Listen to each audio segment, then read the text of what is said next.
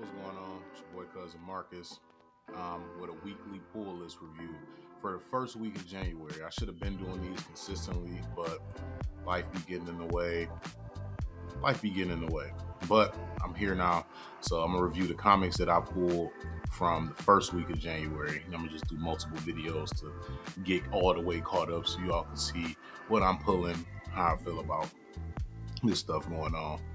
All right, y'all with me? All right, so the first week of January, I only pulled three comics, so this video will be pretty short. And I'm gonna talk about them like in a ranked order. So the three comics that I pulled, number three is Thanos issue 2, written by Christopher Cantwell, art by Luca Bazzari. This is very disappointing. Very disappointing because I really like Christopher Cantwell. The premise was interesting with Thanos looking for something and a new Illuminati having to form. And issue 1 was good. Not what I expected, but it was good. Issue 2 is just, it completely missed the mark. This is a mini-series, 4-issue mini-series. You should already know, you got to get to the meat of your story fast. You only got 4 issues, like 80 pages to get to it. You got to get to it. And issue 1 was kind of like, okay. Issue 2, they didn't get to it at all, which means that issue 3 and 4 is either going to be packed with stuff or this whole thing is just going to be real underwhelming. The new Illuminati group that formed, nothing interesting happens with them. The whole focus of the issue is them. Thanos is used, I think it's called Sanctuary. I think Sanctuary is his spaceship. Thanos used Sanctuary to just absorb Fresno, California, and pull him into space. Damn near the whole issue is about, oh man, we got to put Fresno back so the people aren't hurt. Like, that's damn near the whole issue. Blue Marvel does a bunch of stuff, and it's a bunch of technical mumbo jumbo about, well, if I do this, and this will happen, and then this will happen, and then we can put Fresno back. And then it's one like funny moment where Thanos comes out of Sanctuary and he's like actually in Fresno and he's like driving a truck. It's a hilarious image, but then it's a reveal at the end which got spoiled for me. But then once I thought about it, I was like, damn, that was kind of obvious. So the reveal didn't like hit nothing crazy for me. It's also like a reveal that kind of sets his character back some too. It's just disappointing overall. Like, just overall disappointing. Thanos issue 2 gets a grade of disappointing. Number 2 is, so I recorded that whole thing and now I gotta go and re-edit myself. But this is how you know, still talking about Thanos issue 2, this is how you know that issue sucked and was underwhelming, because I completely forgot that the Hulk was even in it. He's on the fucking cover. I completely forgot. And this whole time they talking about, oh man, the new Illuminati is like, oh man, should we unleash him? Should we release him to fight Thanos? And it's like, okay, like I would have liked that build up better if Hulk wasn't on the cover, but whatever, you got to sell books. Hulk sells, I guess. So whatever. But then 2 is also like, 2, 1, the reveal would have been better if he wasn't on the cover. 2, we all know Hulk ain't never had no real, like, been able to really do nothing to Thanos. Like, it's like a big hype fight, but you know that it's like, you know the result. It's almost like, it's like some Patrick Mahomes, Josh Allen shit. Like, it gets hyped up, but then it's like, oh, but we already know what the outcome gonna be, you know? And then 3 is that I already know what's coming, so it's no real hype. I already know that Thanos is gonna like just win, so it's also no. And then the fight itself wasn't even cool. Like, damn, you could at least been like, fuck it, I'm gonna make the one fight where Hulk like fucking pulverizes Thanos, or he like, but you didn't. It's Venom issue 29, written by Al Ewing, art by Kafu. This whole issue, this is Al Ewing's return to Venom. He left for like 3 issues. So I guess I read an article and it's like official confirmation that Ewing, which is evident if you've been reading it because he was co-writing it with Ron V, but Ewing basically said when he was taking Venom over from Donny Cates, like, I have a story for Eddie, I don't have anything for Dylan. If you don't know, Eddie is Venom. Eddie is the Venom that you know. Dylan is his son, who also has a Venom symbiote powers, yada, yada, yada. And yeah, like Al Yuna's like, I got a story for Eddie. So they've been trying to find other writers to like fill in the Dylan stuff. The Ron V stuff didn't hit it all, didn't engage me. It was a big miss. Torn Grombeck is now doing the Dylan stuff, which is solid. Like she just wrote a 3-issue arc from issues 26 to 28. Solid work. So we cool there. So Al is back talking about Eddie, and this whole issue is about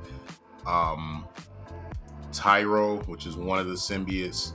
Spoiler alert: one of the future versions of Eddie Brock. Like as he continues to evolve, Tyro is a future version of Eddie Brock, and how Tyro becomes Meridius, which is pretty much like the same thing as like Eddie's path to becoming Meridius. The thing that kind of lost me here was like nothing that happened on Tyro's journey to becoming Meridius was like unexpected. Like everything was pretty much information that I knew or could just ascertain just through everything that's happened through the whole series. So this didn't hit, and I get tricked by covers too. I'm gonna be honest. Like I'll be the first person to tell somebody don't be tricked by a cover, but I get tricked by covers. So I was expecting like a real transcendent story about Eddie finally returning, and maybe this is his final battle with Meridius or whatever. But it was all about Tyro becoming Meridius. Not a lot of new information.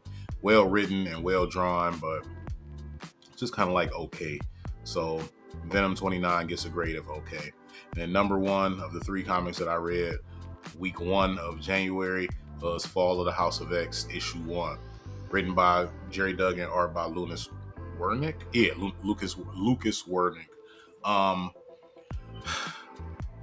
So this would be a great 0 issue for this event. That's the close of Krakoa. But as a number 1 issue, it's just good because it's not a lot of forward story movement here, but it's good stuff. Like not a lot happens, but you know, it's well written, well drawn, and it sets things up. So I'm gonna give Duggan his praise with his voice for Cyclops, which is great. Cyclops having his dream where Professor X is the judge, which is a great metaphor there for their whole relationship. How Cyclops hints at knowing the truth behind Omega. That's horrible. Omega Sentinel's relationship with Orcus. In the letter that he wrote through his lawyer, which is She-Hulk, which made me think like, is it any mutant lawyers? Like his various, like, they probably, like the bar is probably just racist and not letting mutants even met, but is there any mutant lawyers? I don't know. But the letter that he wrote through She-Hulk was well written. And I love that he mentions that the fastball special that Wolverine and Colossus do is like the first version of a mutant circuit, like the first primitive version.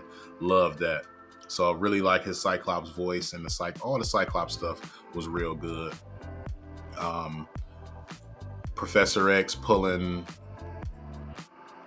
Rasputin 4 away from the big siege to rescue Cyclops is like, oh man, what he got plotting, what's going on there. Shadowcat is rallying all the troops. She getting Tony and Emma ready so they can make their big strike against Orcus, get Cyclops back. She go to Araco. She meet up with Juggernaut. Juggernaut got some big ass guns. And Polaris is bringing Nowhere, that big celestial head that you probably seen in like Guardians of the Galaxy movie. She's bringing Nowhere and the entire Brood army to Earth to wreak havoc on Orcus. It's about to go down. So I guess the one thing that I hated, the only thing that I straight up disliked, and I think everybody unanimously that I seen was like, this is some bullshit, is Nimrod going to Krakoa to like kill Krakoa and then just getting wrapped up in like amber and just being like, oh man, I'm discombobulated. Like that Nimrod, the treatment of Nimrod is definitely like top 2 or 3 in where the Krakoa era went wrong, especially like post Hickman. Like Hickman essentially set Nimrod up as the number 1 enemy for mutant kind in a way. We know about the once you get to Life 1000 and the Titans and stuff like that. But everything starts with Nimrod being active. Like Nimrod being activated is like the beginning of the end for mutant kind. Nimrod is the end game, and post Hickman, so like the Gillen, Duggan, Ewing era of them being like the core three, Nimrod has been completely shelved. He got a great moment where it was like, oh man, look at how destructive he can be when he killed all the new X-Men group at the Hellfire Gala. But yeah, it just, and the art just made it look super goofy.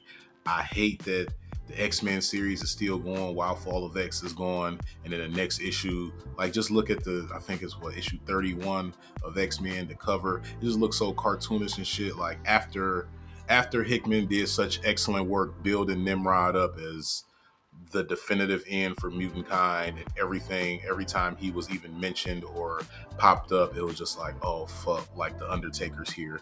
And now to see where he at, it's like, yeah, I didn't like that. But outside of that, it's a good issue for a number one issue for this like event. The Dueling miniseries is good. If this was like Fall of the House of X issue 0, this would be great. I would be way more hyped, but I'm still in it. So, but of the 3 issues that I read, Venom 29, Thanos 2, and Fall of the House of X 1, Fall of the House X1 was the best.